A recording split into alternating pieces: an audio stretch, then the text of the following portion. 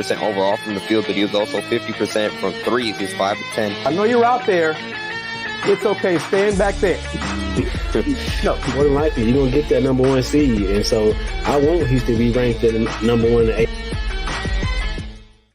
Welcome into another episode of Let's Rage Coogs, presented by the Saxenian Family. We're coming off the heels of number 3 Houston, coming away with an impressive 75-39 victory over the crosstown rivals in the Rice Owls. It was a dominating feat considering the fact that Rice led at one point 9-8, and from that point forward, Houston outscored Rice by a impressive 67 points. It was 67 to 30, 67 to 30 to come away with the victory. Joining me as always, Dayon Dunlap. How you doing, sir? And I'm doing good. Simply dominating, like you just said. Early in the game, they just pretty much ran away with it. Courtesy of GoCoogs.com, this is the first time that U of H and Rice have played together in which Rice has held to under 40 points. So that is an impressive feat in and of itself. But talking about this game in particular, there were a lot of different noteworthy events that occurred in the game. But I think we need to start with Javier Francis, who was very obviously a focal point to begin the game. He finished with 10 points, only the third time this season he's gotten into double figures, but Houston went to him early and often, and it was good to see him a little bit more aggressive early on in this game and get rewarded for that.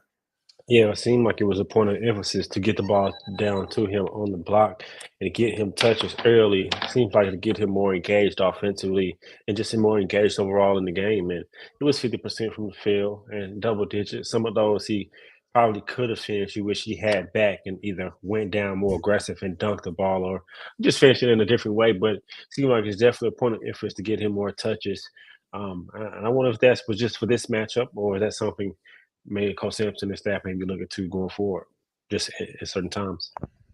Yes, most definitely. And when we're talking about Houston, their defense, as you might expect when they're holding an opponent to under 40 points, and after a stretch holding up to 30 points for about 3/4 of the game, Rice shot just 28.9% from the field. They made 13 field goals out of 45 attempts. They made 13 field goals. They turned the ball over 21 times, which is just a ridiculous number. And again, this showcases how good this Houston Cougars defense was. And on the topic of big men, another young forward that really flashed and showed a lot of his strengths in this game was the freshman Joseph Tugler, who, yes, he got 7 points. He was 3 for 3 from the field, but he was a disruptor on the defensive side of the ball as well. Had 4 steals, had a impressive block, although it seemed like Kelvin had a little bit of got on him a little bit for blocking it out of bounds instead of keeping it inbounds, but he showed his flash in this game against the Owls as well. Yeah, I think, well, one thing that he does well was his energy and his raw athleticism. And one thing you could tell probably that drew Coach Sampson and staff to him is his ability to play hard and rebound with his length and athleticism. He's able to rebound hard, deflect passes, and get blocked shots. And he did that really well tonight. And one thing that I saw tonight, he got a few opportunities to catch it on the block, and he was looked just uncomfortable. I think he's raw offensively, especially on the low post. And he has a lot of developing to do in regards to his offensive game. But in regards to his raw athleticism, his energy, his ability to run the floor, get impressive block shots with his length and athleticism, the athlete and all the upside is definitely there. It's just going to take a lot of work in regards to his offensive post game, but he definitely flashed in many different ways. Yes, that keyword athlete. He had a play, I can't remember if it was early in the second half, where he was guarding up top towards the top of the key, ball's loose, and he tracks down the ball that's heading out of bounds, saves it from going out on the baseline, and then he avoids running into the crowd that was sitting in the front row, and then runs back to the other side. So Like, just a freak athlete that, again, exactly the word you used, very raw, and is only going to continue to develop as the season goes on and as his time with Houston continues to go on. But talking about a little bit, someone that maybe not be as a wasn't comfortable in JoJo Toller to someone that was absolutely 100% comfortable in senior point guard Jamal Shed, who just continues to share that continues to share the rock all over the team. He had 8 assists, only one turnover. It's the third time this season. Obviously, Houston's played 9 games. The third time this season where he's had only one turnover, and obviously the impressive number 8 assists. That's a ratio that it's incredible. And Emmanuel Sharp, after the game, talked on the ESPN Plus stream that he loves playing with Jamal Shead in point guard because they all know that they're gonna be found. Well, Jamal Shead is gonna find them if they're open. They just got to be ready to shoot, and he did that really well over the course of the entire game, and he was just dissecting Rice Owls defense.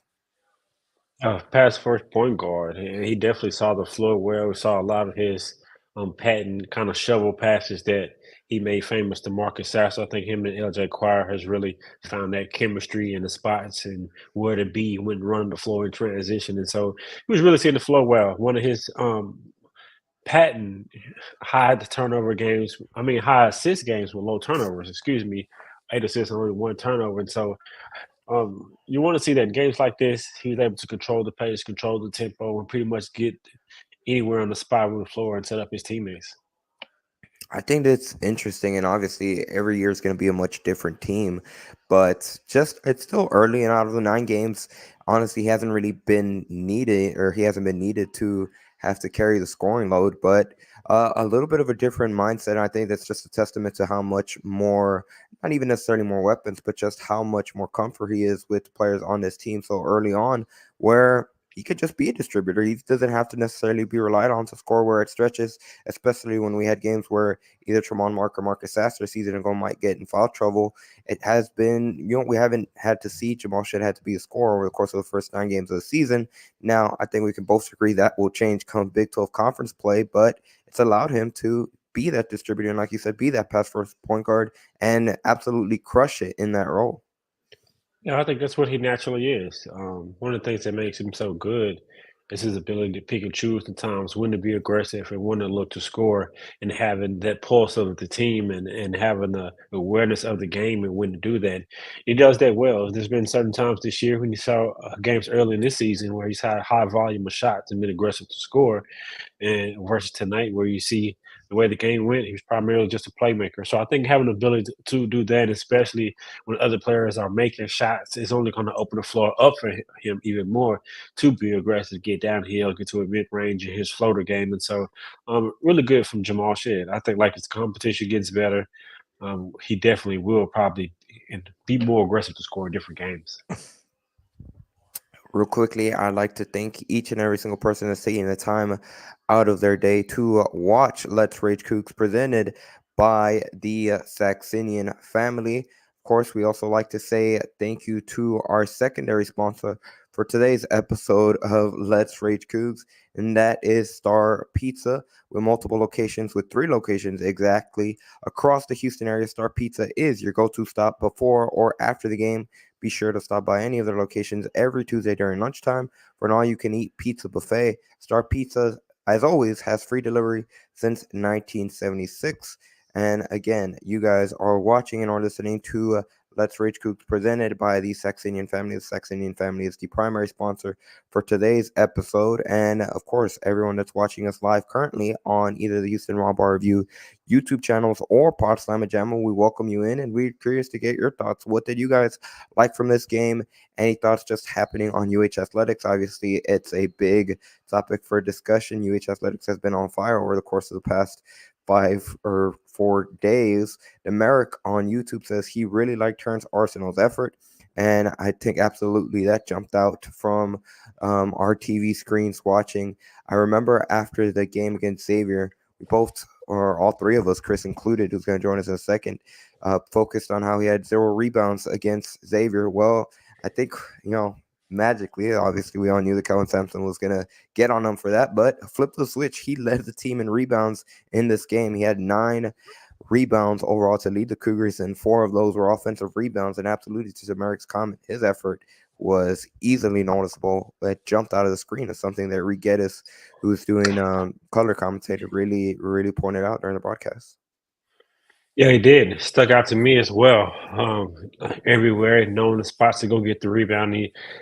He's kind of proven that he's one of the best rebounders on this team. I think I feel confidently saying that he's probably one of the best rebounders on this team. And if he played more minutes, he probably could lead the team in rebounding. And just different ways I see him being aggressive. One of the times I would have liked him to finish over the smaller player. I think maybe he passed it back out. I don't recall whatever he did on this particular play I'm thinking about. But um, Terrence is growing in different ways, game by game. This was another way that he's shown that he can impact the game in more ways without scoring, especially with his energy and effort. That's what Coach Sampson preaches with the culture. Most definitely placed it. Impact winning, and Terrence Arsenal definitely did that tonight against the Rice Owls.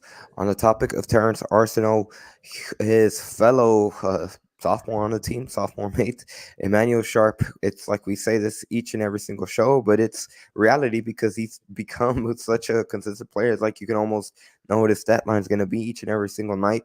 He's become Mr. Reliable. He had 12 points again against Rice, 4 of 8 shooting. He has scored in double figures in 7 of the 9 games this season, and he always seems to hover around that mark. Like I mentioned, 12 points today, 4 rebounds, 3 assists, and he's just Mr. Reliable. Mr. Reliable, Mr. Consistent. And today he didn't shoot the three ball particularly well, but he still ended up with double digit points. And that just goes to the development that I've pretty much been seeing, what I've been talking about all year. His ability to not only just be a knockdown shooter, but being able to get it off the bounce and reading plays and deciding when to take it off the dribble, attacking closeouts, and get to the free throw line. And know the way he's such a good free throw shooter. And so he just continued to develop to an all-around basketball player and making plays instead of just knocking down threes. And so I love it when I see him from him. He's definitely Mr. Reliable, Mr. Consistent for sure. I think on a game-to-game basis, you can at least count on at least 10 to 12, and if he's hot, he can go off. I think for 20 plus. Oh, most definitely, absolutely. And again, when they have a point guard in Jamal Shed, like how Sharp said after the game, he's just ready. He's ready Mm, to catch and shoot at any moment. And yep. most definitely, we saw it in stretches last season. And it's gonna come one of these days where when he has it going, it's gonna be lights out and it's gonna be a spectacular show. Obviously, we know how fast of a shooter he is. He can pull that trigger with tremendous speed. Now, obviously, when it comes to the new additions to the team that are not freshmen and the 2 transfers, LJ Cryer just continues to build on his comfort level with the program, consistency, and just how well he's shooting the 3-point ball for the Cougars. He shot 11 shots against Rice in this game. 10 of those 11 were from behind the 3-point line. He made 5 of those. He was 5 for 10 on his threes, 15 points. He had 2 assists, but you mentioned earlier about something similar to Jamal Shed, and Marcus Sasser did a really good job of doing this, where Sasser would trail him and Jamal Shed would have that little turnaround to set up the shooter. Him and LJ Cryer, Shed and LJ Cryer have seemed to master that already. And there was a couple times where every game it seems like they're going to have it in one moment. Today was no exception. And again, just the growing comfort level Cryer has in this Houston Cougars system. And ha- defensively, he's no pushover. He's under Kelvin Sampson. He's been an excellent defender that's been able to hound opposing guards. Again, nothing different against the Owls in this game. He definitely is. With his physique and his short, stout nature, he can get and pressure the ball really well. Excuse me, and keep the ball in front of him. And he's been doing a really good job of that to his credit. And like Coach Sampson said, but offensively, like you said, he's primarily a 3-point shooter. He's a sniper that can create plays off the bounce in the pick and roll game, come off screens, and be able to read it and score. But he's a sniper. He's looking to get the 3-point shot off, and he shoots it such efficiently and shoots it at such a high volume of it that you don't wonder he shoots nearly 40, 50%. I think last year he shot nearly 50% from three. I'm not mistaken. And so he's really a lights out shooter. He's looking more comfortable in the system, and him and Jamal's chemistry is getting better and better, like I mentioned. And one of the things that he's done really well is his ability to relocate off of offensive rebounds. There was a stretch there where one of the Houston bigs got an offensive rebound. I think LJ Cryer himself had been the one that shot the initial 3-point shot, and the Houston got the offensive rebound. He relocated to the corner. The Rice defender followed through him. He kept pace. He didn't necessarily rush, allowed the defender to fly by him, reset. He missed the shot, but that's something where, again, like you mentioned, how great of a 3-point shooter is, but his poise is phenomenal, and he's been a great asset to the Houston Cougars so up to this point. He does, and I think he's the guy that is really him and Emmanuel are the floor spacers. Defenses have to respect their shooting ability so much. It's going to open the floor for the Jamals and the Damian to be able to get inside, the Damian to be able to get inside to his ISO and mid post game like he was able to do tonight and see a couple shots to fall. Or even if they're playing down low to JVA or J1, when you got the threat of LJ and Emmanuel out there, you're going to have the good floor spacing and the ability to go one on one in different situations. But LJ, with his experience and in college basketball, he's seen it all. He knows what it takes to win a championship, and his poise just sticks out on a play to play basis and on a game to game basis. For sure. And I mentioned that when it came to the new additions from the transfer, obviously Cryer was one, Damian Dunn was the other. And heading into this game, we had kind of talked about how he had gone through a bit of a shooting slump. Well, it seems like he's kind of starting to come on the other side of that. Had 10 points in this game, shot just under 50% from the field. He was 5'11 on his shot from the field. Didn't make a three, he was over three on those. But when it comes to Dunn, and something that we've seen even early on, but he just is as an act of being able to get to his spot where he wants to go on the floor. Now, in the last couple of games, the shots haven't necessarily fallen, which seems like we're, like I mentioned, we're starting to see the different tide of that, and that's maybe potentially being on the other side of it. But his ability to get to his spot is phenomenal, and he did it against Rice, and he got the shots that he wanted, and they dropped more, or they dropped almost at a 50% clip in this game against the Owls. Yeah, he's able to get to his spots, and Coach Sampson and do a good job of isolating or getting a screen for him to get to those spots. But when he catches the ball in those certain areas, you have to respect his shooting ability. So when he turns and faces the defense, he can really pull up, or he can jab step and get by you. But with his ability to make that shot, you have to respect it. And although the scouting report says stay down on his pump fakes, it's hard to because he can really shoot the basketball. Yeah. And so with those pump fakes and his ability to pivot and back you down with his strength, I think it's really going to play dividends for Houston as the season goes on, because as games get tighter, the games slow it down, especially in bigger games with against better teams. You're going to need players like that when the game slows down in the half court set, who can get you a good quality shot or get you a shot and get to the free throw line. Yes, most definitely. It's one thing to read on a scout report, see it on film. It's another trying to close out, trying to stay with Damian Dunn, and then he makes one of those pump fakes as he's pulling up for a mid range. It's really hard to stay on your feet, as opposing teams have learned this season. And yeah, like you mentioned, he's been able to capitalize on those, and I mean, just on that act of being able to be a crafty scorer. When it comes to players, we've kind of gone top to bottom. Jawan Roberts' points total, his name didn't necessarily pop out in this game, but he had 6 rebounds. He had 2 assists. Wasn't necessarily a focal point offensively, but Jawan is Jawan. And you know what he's just, you know what you're going to get from him consistently night in and night out. It was interesting to see a game here where you could kind of get more of the rub on JV or Francis. He wasn't necessarily asked to carry the load offensively. Oftentimes, he's kind of the first big that they go to on the post early in the game to get him going. Wasn't the case tonight against Rice. It definitely wasn't, and he's such an unselfish that he wants JV to get his touches and to develop and get better, and that's the type of player and that we hear he is, and that's what we see when he's coaching of him on the sideline. And so I think games like this is why Coach Sampson schedule. I think this schedule like he did, knowing he's going to have some young players who need this type of experience to where you can get them certain touches in this type of matchup and know you can still have you will win the game. And so just another win, another check mark off Coach Sims. You get to see how different players react in different situations and go back to the film, review it, and JVA got a lot of that today. I think I don't know if he's asked for more touches, but he got it tonight, and now he can be able to see. Now, when I get those touches, how can I be more efficient and make even more plays?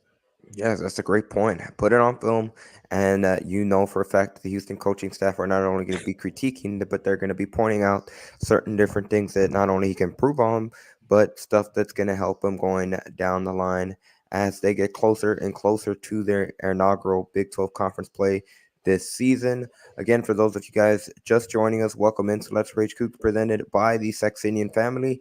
We thank each and every single one of you for taking part of your night now, 9:30 Central Time, for joining us here on Let's Rage Coogs, presented by the Saxenian Family, coming off the heels of number 3 Houston, third-ranked Houston in the AP poll, coming out victorious against Rice, 75-39. LJ Cryer led the way, scoring-wise with 15 points. Jamal Shedd led the way with 8 assists, and it was Terrence Arsenault who led the way in rebounding with 9 rebounds. Of course, we also like to say thank you to our secondary sponsor for today's episode of Let's Rage Coogs. That is Star Pizza with 3 locations across the Houston area. Star Pizza is your go-to stop before or after the game. Be sure to stop by any one of their 3 locations every Tuesday during lunchtime for an all-you-can-eat pizza buffet. Star Pizza, as always, has free delivery since 1976. And on that note, let's welcome in Kris Gardner of the Houston Roundball Review, coming to us live via the Fertitta Center. A lot to talk about that came out of the Fertitta Center, but first and foremost, Kris, how you doing, sir? Doing well, fellas. How y'all doing? Yeah, a I'm lot happened great. here this evening, including a basketball game. Yep. But I was, based on how Rice looked Saturday against Houston Christian and how they struggled against Houston Christian, I thought they would. Well, they tried. They competed this evening, but their best players didn't shoot the ball well, and that's doomed for them against a team like the Cougars. So losing by 36. If I was a betting man, I would have lost the bet because I would have taken Rice in the points. It's like 30. So, but hey, Coach Perrott was very complimentary of the Cougars, and he believes that they are, the best defensive team in the country and ready to compete in the Big 12. And things we already know. He said they're tough to prepare. He said they're scary to watch on film, and even scary to see in person as well. So, Oh, I can't imagine. That's something that Dan and I touched on, but just we've since we've watched the men's basketball team for Houston so often, it's kind of hard not to kind of it become normal. But how tenacious, how relentless they are at pursuing loose balls, how much havoc they create on defense is phenomenal. And honestly, it's one of a kind.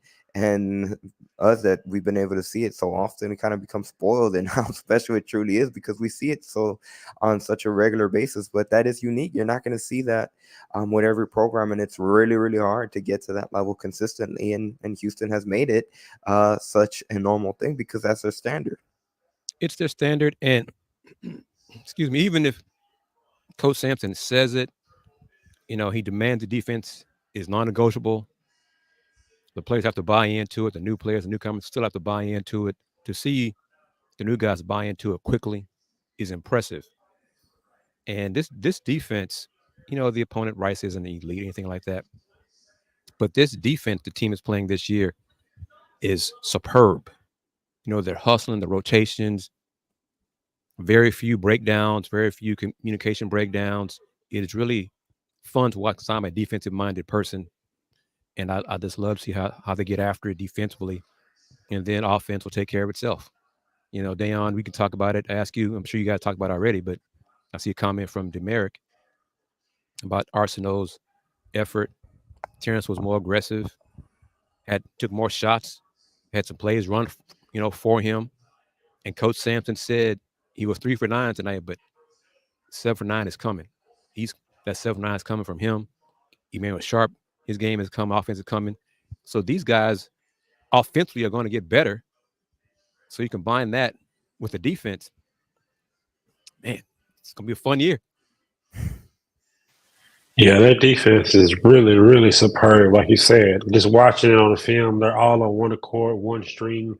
um, Ball moves. You see one's ready to rotate, extra rotation if need be, and so defense they're all on one court. And players like JoJo, Terrence, particularly Terrence, I think his game is coming. Like the Oregon game, I think it's coming. I think he'll be able to stack those up, and it's going to kind of be like a snowball effect. Once he has one, I think then we'll start seeing three or four. Then we come see even more consecutive because the aggression is there, the effort is there, and he's putting the work in. And I agree. I definitely can see it coming for sure. And Terrence said he admitted in post game that he's practicing better this year. Second year in the system, he's learned what it takes to practice like a Cougar and what it takes to put forth that effort. Learning from Juan Roberts and the vets. Cougar practices are different. Coach Sampson said we practice the same way. It's up to the players to what it's going to be every practice. It's up to the players to perform and produce that effort each practice because the guys who do, they get the minutes in the games.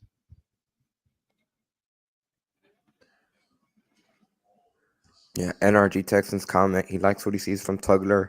Arsenal's got a bag we still haven't seen done at his best. Kris, what else came out of the post game press conference from Kelvin Sampson? It's, Coach, 10 years in, a lot of things he said tonight, he said before about defense. And, well, one thing we've all heard for a while now, every year, 3 or 4 players they have to replace. So they have to start from zero each season and reestablish or establish what the new season team's going to be like. So that takes some time to do it, but it's up to the players to buy in. So the buy-in from the players, it's expected, but it's inevitable because of the culture that has been created and the foundation is being laid. But Coach Sampson acknowledged, he said it this evening, last season they got caught young. They were a young team, younger team than probably any other team that he's been here at Houston. They were young, with freshmen, relying on freshmen like Jarris Walker and Terrence Arsenault, and then redshirt freshmen. So last season, he said it, we were caught young. This year, they're much more of a veteran squad, and they're sprinkling in a guy like Tugler and getting his minutes. And his time is coming as well.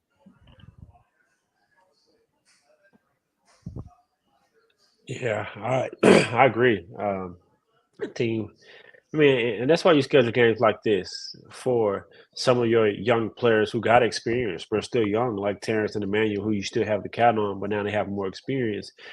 And games like and players like JVA, who said this a second ago. You schedule games like this, now you can make a conscious effort to get him more touches, to get on film and see how he can finish or how he can do certain things a little more to be even more efficient and effective. And so, Coach Sampson, as experienced as they come, he knows what he's doing.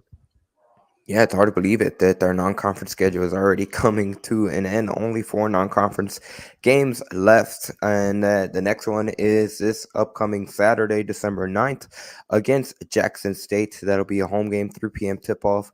That will be streaming on the Big 12 Now on ESPN Plus, and then they get a week off, and then the December 16th, the big non-district non-conference game left on the schedule against number 21 ranked Texas A&M.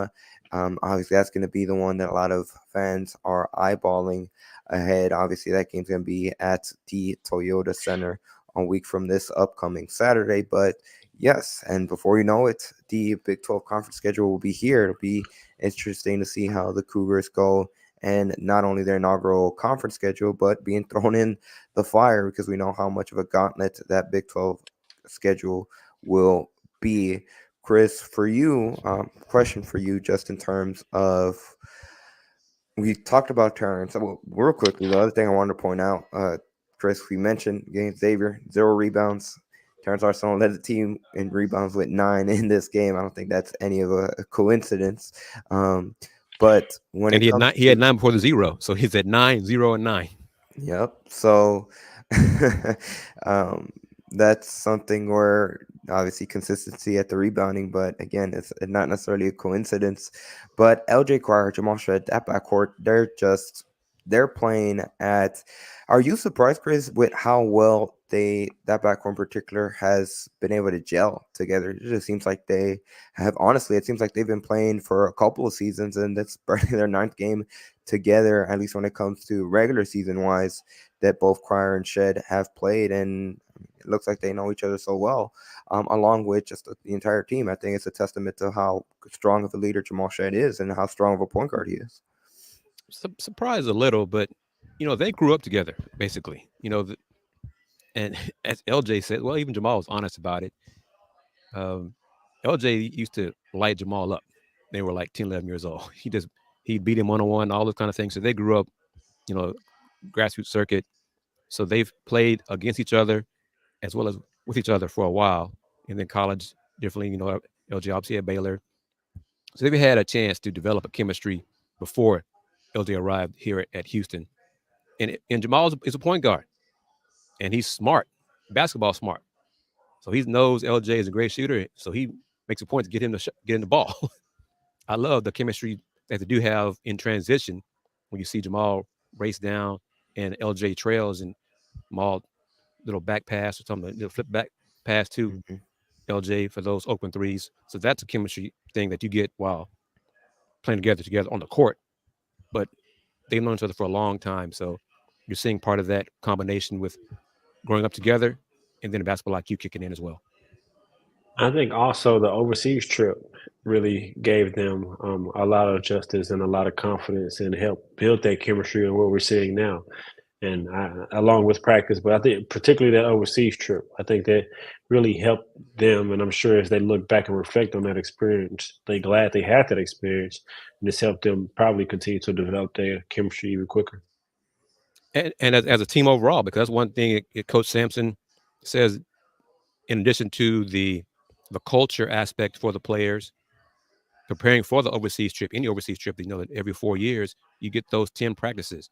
So the Cougs, younger guys, and the newcomers got those 10 extra practices for the overseas trip to prepare, and that also helped them build chemistry earlier than teams who did not go overseas. Yep, definitely cannot be understated. I know this is Let's Rage Coogs and we're talking about the Houston basketball team, but I think it would not, we cannot mention it, obviously, the cross team promotion that was today and just how big of a part that the new head coach Willie Fritz was. We're going to ignore the first part of Rusty Reed's comment about Disney Plus and ESPN Plus, but he said he was glad the Cougars, the men's basketball team, got a win, and he mentioned how he liked how Coach Willie says the football team is going to be just as tough as the basketball players. He says about time. And talking about that new head coach in Willie Fritz, he was interviewed at halftime during the ESPN Plus broadcast. He talked about, mentioned that point. He's a fan of Kelvin Sampson, what he's been able to establish with the men's basketball program. And it's interesting. He said it's proof that it can be done in football because the same level of success has already been achieved when it comes to the men's basketball team. Then he also went into the detail. He's met with the players, he's met with a lot of staff around the building, and he's already done some recruiting trips locally across Houston area high schools. So Willie Fritz, barely 4 days on the job, and he's already really 3 games of 3 days. He got here late Sunday evening, so he's already making his imprint all over the Houston Cougars program. And quite frankly, there's a completely different tone and attitude around Houston football from this time a week ago. And Coach Fritz, from where we sit, media sits, he was sitting 4 or 5 rows in front of us, talking to a recruit. Okay, so Mid game. And some of the players were around as well. So the current players, I know I saw Pat Paul as well, but Coach Fritz is on it. The fans, he did not mind taking pictures with some of the fans. Little quick posing for pictures for some of the fans because he's popular right now. He's the most popular person on campus. Game was going on tonight.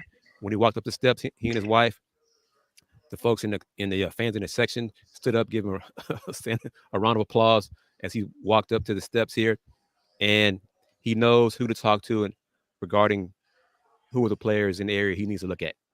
I saw that firsthand from somebody that I know who's very connected with high school sports.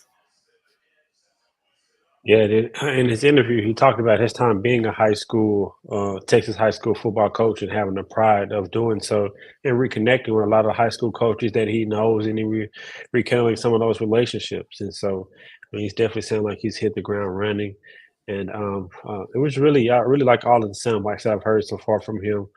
And it's really a lot that we could talk about in regards to what all has transpired since his hiring. But the main thing is, it looks like he's doing a good job of retaining a lot of players. It seems like they're bought in and was embracing him and coming in. From all that I've heard, we haven't seen really many players in the transfer portal. And so he's talking about recruiting Houston in the state of Texas hard and how successful he's been in his previous coaching stops when he's had high volume of Texas players. And Texas got the best high school football, so the talent is there. And I think he knows what it does. He knows what to do to build a program, and so nothing but positive things so far. It's looking up for Houston football. And what's y'all's take on it? Because he said the comment about getting the football team to play as tough as the basketball team, Coach Sampson's basketball team. We heard him say that. I think the clip Houston Athletic posted Saturday, and then he said, of course, Monday at the press conference, and he mentioned it tonight as well. What is that? When you first heard it, what did you think?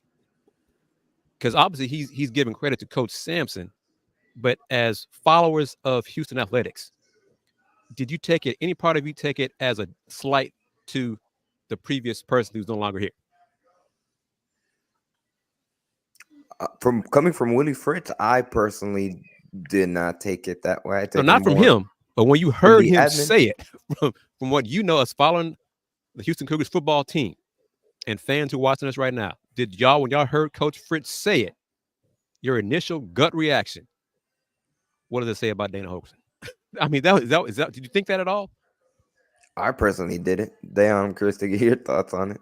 Nah, I'm with you, Andy. I didn't at all. I think it was really, like you said, Kris, bigging up Coach Sampson, and at the same time realizing the discipline and what it takes to play that hard, how they play every game and game in, game out, and want to kind of instill that discipline and that toughness within his football team. I didn't even think. Because the majority of my friends thought like that, like us. But there were a couple like, and what's the same about the other the coach? I was like, well, I'll take it like a prop to Coach Sampson. That's what I took it. So I will say this: the introduction press conference, whenever the admin, and specifically when it talks to President Renu Couture, mentioned the traits that they looked at Willie Fritz, I think there was definitely some undertone shots at the previous administration in that news conference coming from the upper admin, which I could most definitely see from that viewpoint. But when it comes to Willie Fritz and specifically shouting out Coach Sampson, I think it's much more he's just the honestly the respect that he has for what Coach Sampson has been able to establish.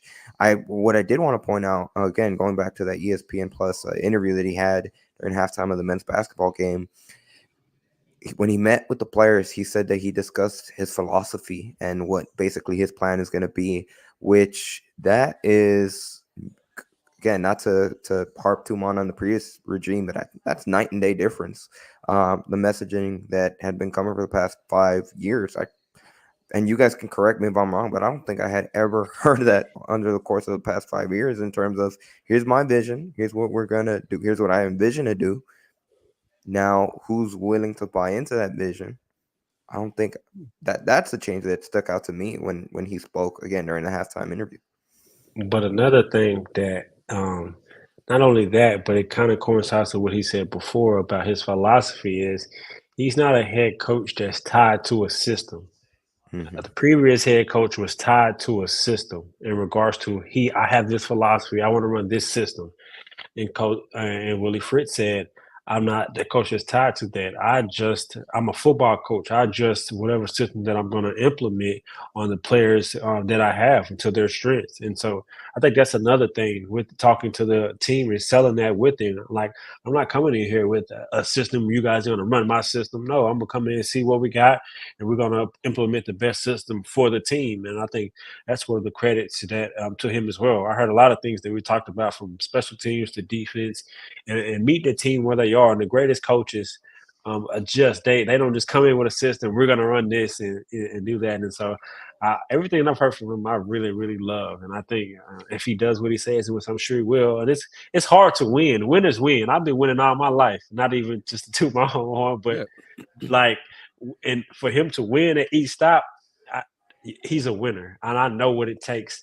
I've been around other people. I know you guys know people who are winners and people who are Hmm. not winners, and Mhm. so it's hard to really explain. But he it seems like he has that it factor to be a winner. And the thing about him, and clearly this is a honeymoon period for him. But a key difference Big between time. him and the previous person who's no longer here, thank goodness, He who will not be named. is messaging. Yeah. The messaging. Coach Fritz knows how to communicate with the players, the administration, with the fans. You know, and it's be all of it. personable. Yeah, Yes, Yeah, that's a great it's point. different times you have to talk to different folks differently. The person who will not be named seemed to be the same way wherever he was, and that rubbed a lot of folks the wrong way. More and more, you just hear the same stuff over and over again. The same. Y'all, we all heard it. What wasn't my fault. It wasn't blah blah blah, all that kind of stuff. But Coach Fritz knows how to communicate, get his point across, make people feel part of the program. That's a big plus as well. So I think better days and brighter days are ahead for Houston Cougar football. Jeremy R agrees. He says data, or he who will not be named. He named them. Didn't know how to work the beats. Coach Fritz knows this is a powerhouse. Sleeping in a day, onto your point about messaging, I think that's been the biggest home run over the course of the first 3 days under the Fritz era. And honestly, it's interesting to see how that continues to build, because I personally, hearing him speak and the messaging that has come across just in the first 3 days, I envision it being a completely different beast when it comes to how they're going to be able to build support for the program, specifically when it comes to current students and supporters. Like, rally around this program, which has been something that wasn't a strength over the course of the past 5 years.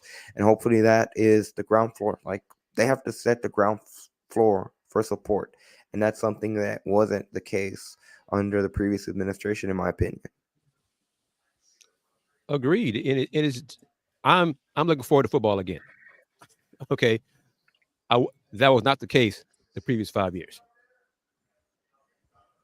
yeah, I agree with both of you guys. And another thing, like I think I may have mentioned this before, that not only is he restoring the hope, but it's a sense of pride with Coach Fritz, because it's similar with Houston. Houston wants to prove that it can be dominant and consistent championship level in football at the P5 level with other programs. And Coach Fritz wants to prove that he could be a head coach at the P5 level. So it's kind of like a match made in heaven. And he's embracing that mentality of within himself and with the program, that we can do it. You see it with the basketball team, and with the right coach and leadership like him, like himself, like we think he can be. And I think it's just perfect. I think it's a really can be a storybook ending if it all goes well. Yes, Because only time as will we all tell. know, he's won at every level. But he said in the press conference he wanted to coach on At a P5. at a power program and win at a power program. That's the last feather in his It's, cap, and yeah. that's what he wants to do. So he has that extra. What did President Couture say? That fire in the belly. He's got that fire in the He, belly to win at this level and keep it moving. and set himself in the upper echelon of coaches to be mentioned among the greats.